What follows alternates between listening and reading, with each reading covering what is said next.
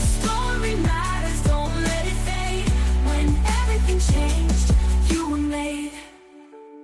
Welcome back to One Stories. I'm Wendy Babcock. I am joined by the fabulous Dr. Cynthia McKnight. Welcome. Oh, thank you, Wendy. I love you so much. Well, you are fabulous. I'm not even making that up or embellishing on it because you are fabulous. So I'm actually just going to let you introduce yourself because I think you know the most about you. So I want our audience to hear it from you. Absolutely. Well, I'm Dr. Cynthia McKnight. I am what you call a temperament expert. I help people to discover how they're wired. I do quite a few things. Not only a counselor, I'm an author of several books. I'm getting ready to release two more new books. We'll talk about that a little later. Also, I am a production person where I have my own films and movies, and I love helping people. At the end of it all, I just want to see people become better in life. Beautiful. So the first question I know what people are going to ask is, what is a temperament expert? Do you want to explain that a little bit? Just go a little bit deeper on that portion of what you do? Absolutely. Well, in life, I always like to use metaphors, so I'm going to use baseball. So, in order to get a home run in life, you have to hit all the bases. Well, temperament is the first base. It's how you were designed, it's how you're wired, it's your strengths and your weaknesses. And the problem with most of us, we skip first base and we're wondering why we're going through so much. And when you get to second base, we deal with that trauma because a lot of us been through a lot of things in life. And that third base is your triggers. So we have to deal with that. Even though triggers, they may change faces, but we got to deal with that. And we deal with all of those bases. Oh, I'll get you a home run. So you're a trend forward. So temperament, there's five temperaments, and most people look at temperaments, but you may not be an absolute. You may be a blend. You may be compulsive. But in the five temperaments, you have the melancholic, you have the sanguine, you have the choleric, you have the supine, and you have the phlegmatic. But in those temperaments, you have your strengths and your weaknesses. You have areas where I don't like using the word weakness, so I use the word shadows. So you have Mm. your strengths and your shadows because shadows are dark, right? So what I do with all of my clients, I help them to really discover and become more self-aware so that they can be better for others and be better for their family and even in their marriage. Love it because you take people literally back to square one or to base one, to figure out which one of those five or a combination, as you said, they are. So yeah, I'm very curious about this. And what I love is because you have a background in counseling. So Yes. how is that interwoven then? How do those things work together? One of the things that I love, I've been counseling for over 20 years. So, with all of the clients that I have all over the world, for me, it's really helping them to realize what the issue is. And I'll talk about marriage first. So, have a married couple who are going through certain things and feel like the spouse is not doing this, they may not be wired that way. So, if you understood how they were wired, then you will understand them a lot better. So sometimes you can be with someone. The way we break down temperament is in three areas. So we deal with inclusion. How's that person socially? So you can't get mad at your spouse if they don't want to go out all the time. They may not like to go out all the time, but you may be a social butterfly. So I deal with control. How do you handle somebody telling you what to do? But then we deal with affection. And that's the part in a lot of marriages where I come in to help people to really look, why my wife or my husband's not giving me the attention that I need? You need to know how they're wired. They may only require a moderate amount of affection where you require a great deal. So when I teach them all of these things, they approach their relationship a lot different. So that's what I do for the most part, and it depends on what the area is. And then when trauma comes on top of your shadows, that's when I have to get those layers off because your shadows or your weaknesses are magnified by your trauma. Trauma is not an added thing, it's just magnified. So that's what I do. And I Wow, love what I do. right? Just a small thing, right? I love this. And I can imagine all the aha moments people get, especially when you dive into couples. I mean, because I've always was taught love languages, which sounds similar to what you're talking about and knowing your partner and how they function, what they need. And I think communication, right? Is that temperament? Does temperament kind of help you communicate better? Absolutely. I've done such a deep dive into temperament. I can tell. Like there's certain temperaments I can tell will do certain things. I can tell certain crimes that will be committed based on temperament. I can tell what type of jobs you should go for based on your temperament. You know, you don't put a person that is analytical or a person who is very a perfectionist, you don't make that person a greeter at the door. They're not going to do well there. They're more, you'll know where to place people. You need a sanguine at the door. They're more of a social butterfly. They're the ones that are going to say hi to everybody and greet everybody. And it's not that other temperaments cannot do that, but after a while, you'll start to see their weaknesses because that's not where they're strong in. So it's just knowing how important it is to communicate, how to be self-aware, and also to learn each other. Once you understand each other, when I go to corporate, I say, listen, let me look at your team. Who you have working around you? You got the wrong, you drew all of your same temperament as you. That's a problem on your staff because you will Mhm. start to draw people like you. That's not what you need. You need to have a little bit of all of them here so that you can see how quickly you can grow in your business. So yeah. So you're saying I don't need to clone myself to No. make my business successful, in other words. Absolutely. You don't because you need that choleric. That's the Yeah. visionary one. You need to make sure you have that. You need the social butterfly. You definitely need the researchers. You need them to be analytical, but you need that supine too. That supine is more that caregiver. That's the one that's going to really care about the people. And you need that phlegmatic. That's the peacemaker. You need it. You need every last one.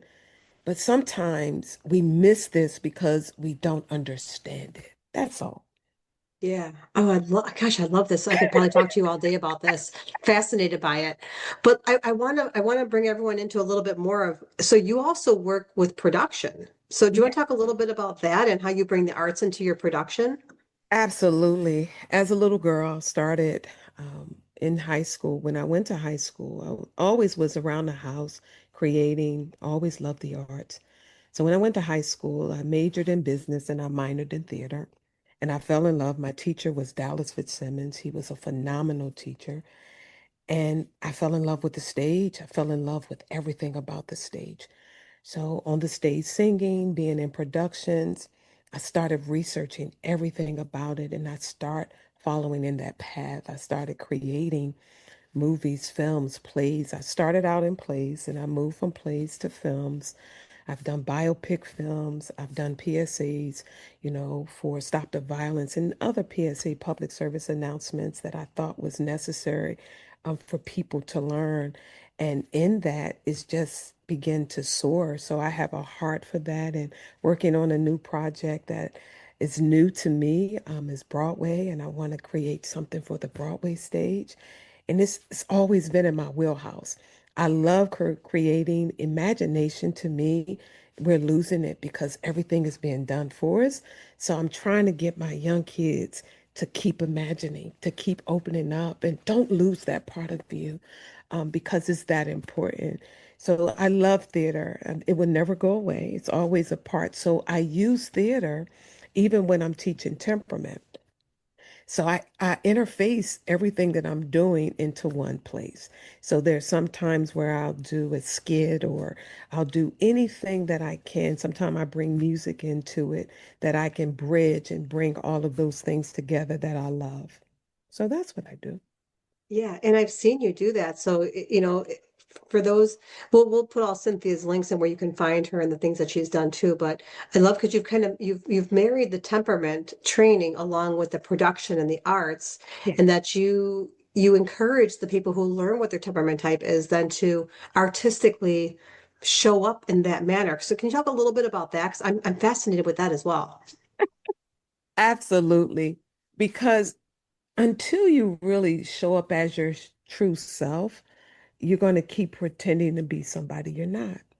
So, what I teach them is I did this brunch and I said, okay, ladies, I want to show them a little bit more about how to come alive in their temperament. So we're going to do some monologues. I'm going to bring theater in. So I want you to really let the world know that it's okay for you to be you. I just want you to let them know that you don't have to apologize. You were designed this way, and it is okay. And I need you to express that. So when I did the auditions and selected the cast, I shared with them, I said, first, before you do anything, I need to test you. So I tested all of them and I put them assigned to their temperament. And then that's how we were able to build that time with the women.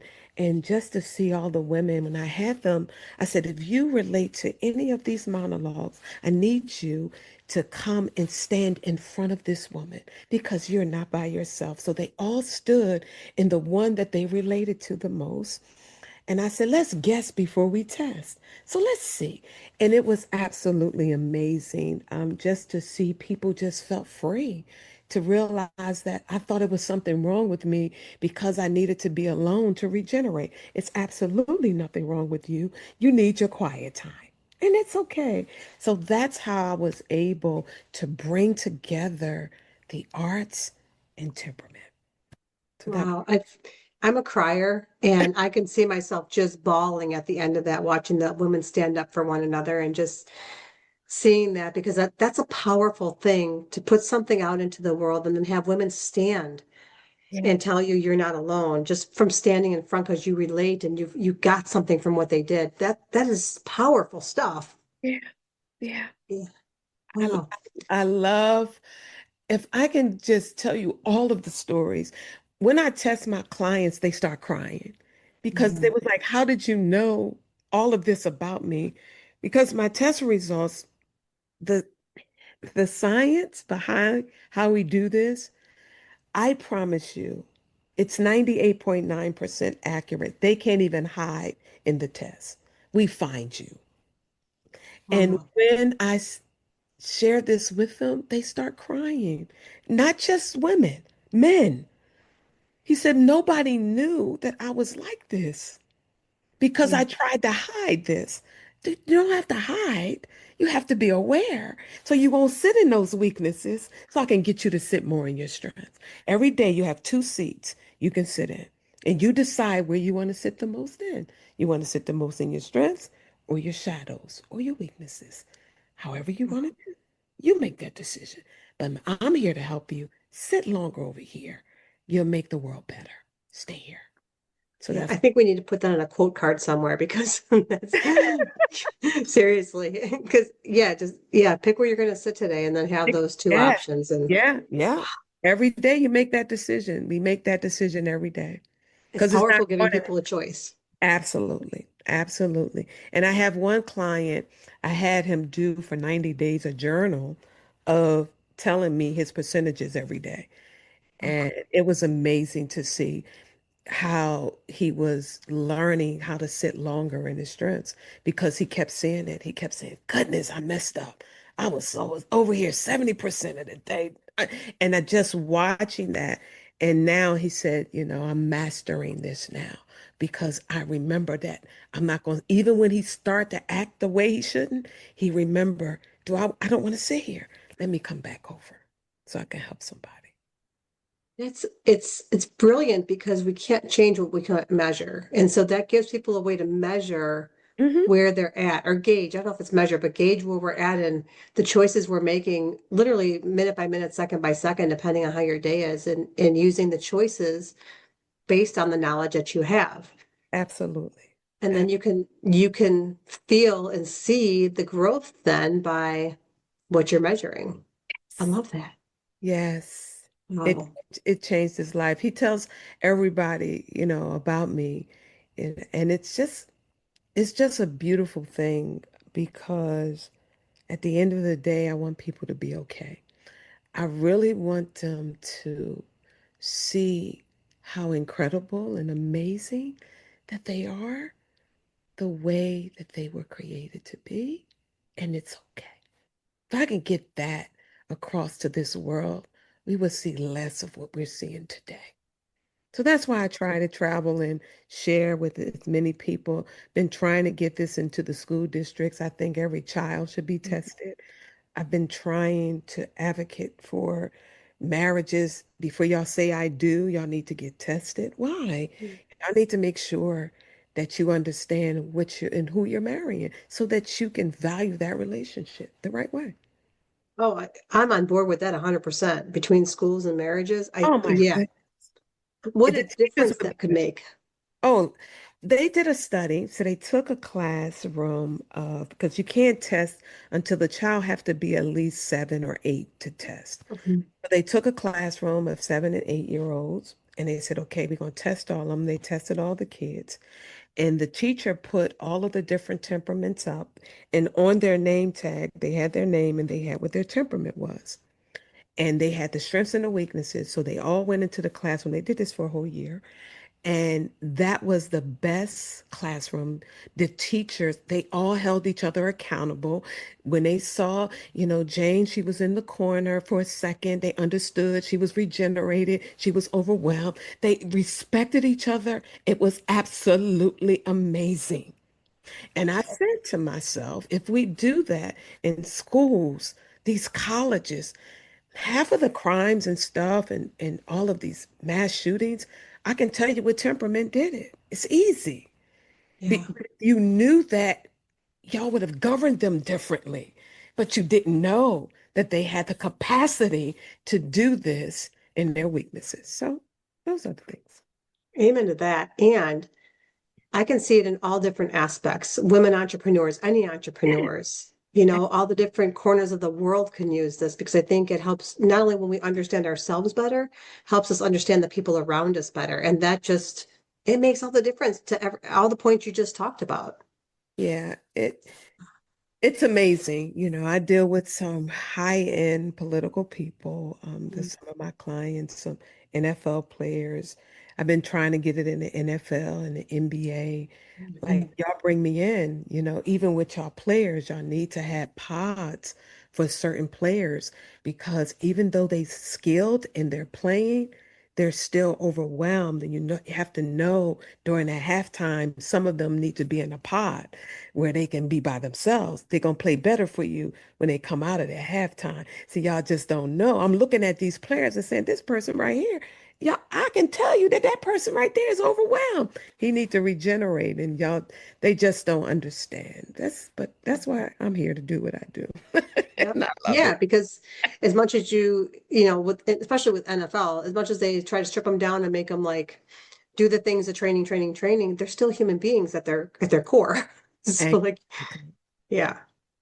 So I was trying to think like how we got connected originally. I don't remember if we were introduced or how we how we got into each other's worlds, but I feel like I'm blessed just having you in my world. Oh, Um, and when you came on board to do the one stories and went through the process and then shared your beautiful story, do you want to talk a little bit about that? wow. So I think when you and I connected, it was so amazing just to, number one, meet an amazing, incredible visionary like you. When stories are going to be all over the world, I already see the great things that's coming out of this and what it did for me. I think us connecting, because I think I was kind of helping you with the idea for the production side of what I saw you doing for your documentary. And then you giving me an opportunity to grace your stage was absolutely beautiful because I always desired to tell that dragonfly story and having an opportunity to share with some incredible people. And it was just life changing for me to be able to be on the stage and to share the stage. And I'm an advocate of sharing with everybody. You need to go to Win Stories and get your story on stage because it's healing for women. You give them such a freedom. And what I love about you, Wendy, and I mean this, you're different. There's a lot of things I see, and I'm not gonna put their names out, but they are holding people back from being their authentic selves. You give people an opportunity to be their authentic selves. You don't. kind of confine them. And that's what I love about the win stories. That's what I love about your leadership. That's what I love about the women. You give them the opportunity with no boundaries that other companies do. I was honored to grace the stage, and it was absolutely amazing experience for me. Wow. Yeah, we were honored to have you on the stage, and your story is just incredible. And those listening, we are going to play Cynthia's story right after this interview. So please stay. You'll hear the music, and then you'll get to hear her beautiful dragonfly story. And what I love is because she even brings like, if you go to the YouTube channel and watch Cynthia's story, she brings like this little dragonfly onto stage with her because she's like me and she likes to bring the drama to stage too. So I can't say enough. And also besides you telling your story, Cynthia, you were very helpful inside of the cohort with the other speakers because you do have the stage experience and you know, yeah, you have all of that, the performance part. And so just you also sharing and giving feedback was so helpful inside of your One Stories cohort with the other women and the gentleman that we had with us. Oh, it was an honor. We're better together. I think we helped each other, encouraged each other, and it was just an incredible, to be honest, I miss it. I wish there was something else we can continue to do because us coming together, it was just it was a great time. It was a great experience, and I'm just looking forward to all of the great things that's next for you. Thank you I appreciate that so much.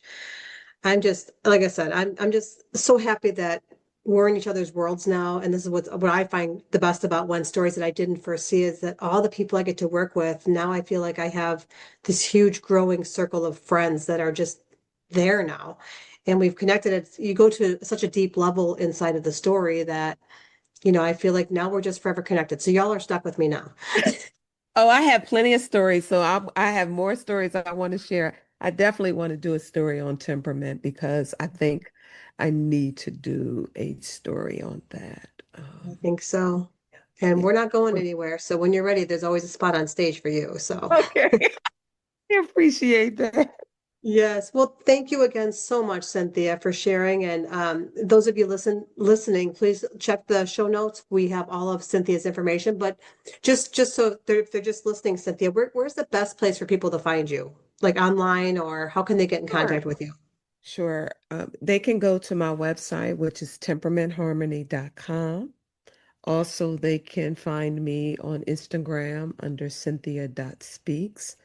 That would probably be the best two ways to really get connected with me directly. Yeah, I'm on Facebook as well, but Instagram, I'm normally monitoring that, and my website, they can always leave me a message on there, and I'll get back right to them. Perfect. Great. So feel free to reach out, watch all of Cynthia's travels. She's going all over the place now. So very, very interesting. So stay tuned because right after this, you're going to hear the theme song and then you'll hear Cynthia's one story. So stay tuned. Your story matters, don't let it fade. When everything changed, you were made. When everything changed, it wasn't anything big. No announcement, no dramatic moment, no applause. It was just me and a dragonfly. You see, I was tired back then, and not the kind of tired that rest and sleep fixes. I was so tired. I was tired of being strong.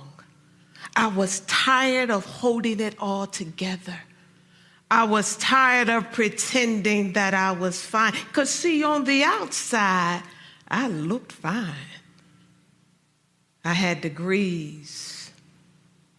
I had answers. And people would come to me for guidance as a temperament expert and a film director. But on the inside, it was like I was standing at the front door of a version of myself that no longer fit. And that's when I was given an invitation to step inside. So it was this beautiful, beautiful, beautiful summer day. And I was just sitting still, resting. And something happened that was amazing. And in that moment, a dragonfly showed up and it landed right in front of me. It didn't flinch. It didn't try to fly past me. It just landed. And in that moment, I asked the question, why here? And why now? See, his wings were clear and they were balanced. And I realized something in that moment. In my stillness is that, you see, God doesn't shout. He waits. And so that's when I stepped into memory. That's when I come into the living room. And in the living room is where truth is settled.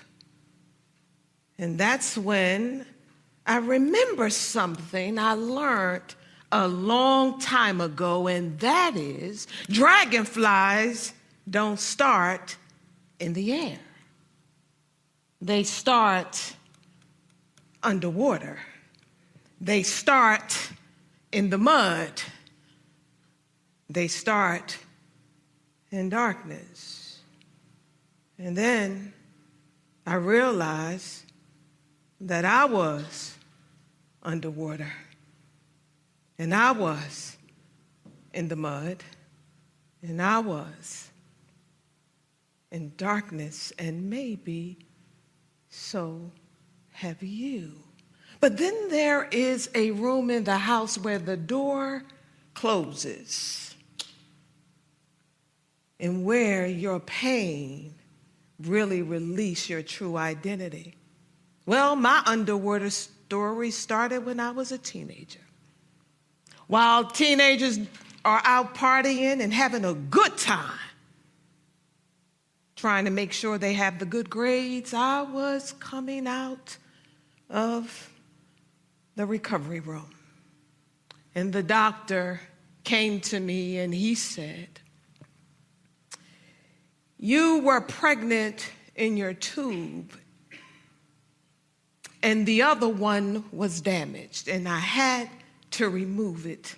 Let me be clear, I was 17 years old. And then the doctor said, "Cynthia, you will never," oh my God, never be able to have children. That word was like a death sentence to me. It felt like God was passing me by. It felt like my body was a mistake. But I realized something. Who's really writing our story?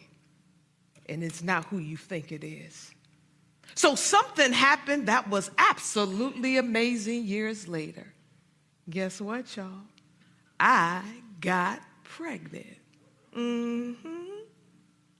Yeah, I got pregnant.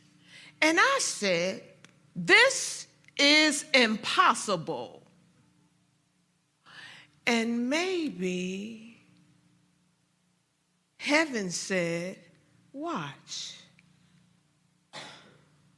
And then years later, I had 3 more children.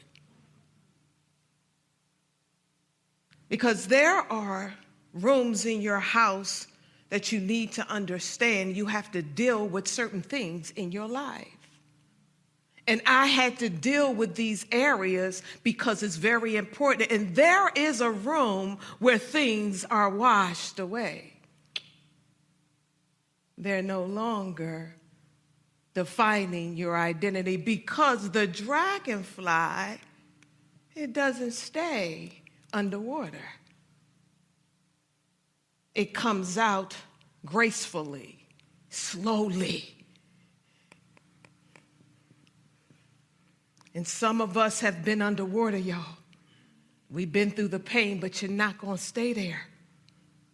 Just like the dragonfly didn't even know he was going to be able to fly. He had no idea that wings were even going to be a part of his story. But I know someone who did. His name is God. And I am here to tell each and every one of you, if you ever been told never, don't allow that to hold you, because what happened to me is that so much in my life has happened. I lost my sister at a very young age.